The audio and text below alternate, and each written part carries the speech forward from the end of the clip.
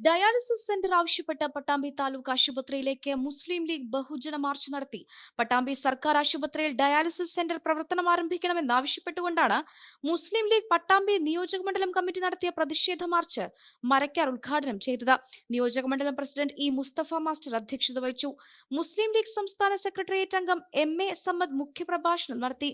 മുസ്ലിം ലീഗ് സംസ്ഥാന vice president C A. M A. Kareem മാർച്ചിനെ അഭിവാദ്യം ചെയ്തു. General secretary advocate Muhammad Ali Mattamthadam ആമുഖ പ്രഭാഷണം നടത്തി.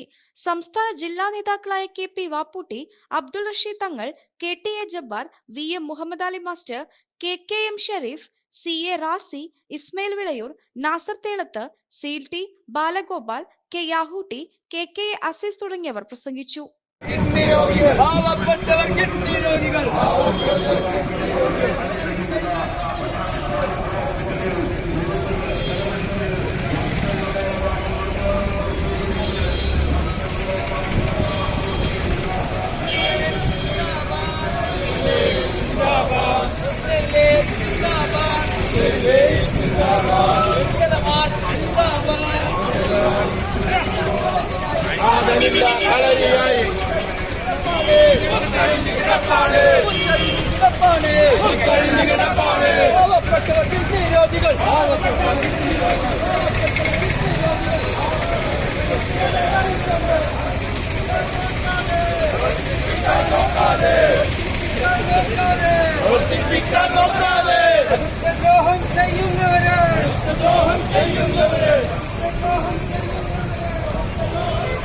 പെണ്ണു കൊതിക്കും പെണ്ണിനെ കൊതിപ്പിക്കുന്ന കനക കടകാഭരണങ്ങളുടെ കമനീയ ശേഖരവുമായി പട്ടാമ്പി പട്ടണത്തിന്റെ കനക കൊട്ടാരം Manukas gold and diamonds, Manukas tower railway ഓവർബ്രിഡ്ജിന് സമീപം, മെയിൻ റോഡ്, പട്ടാമ്പി.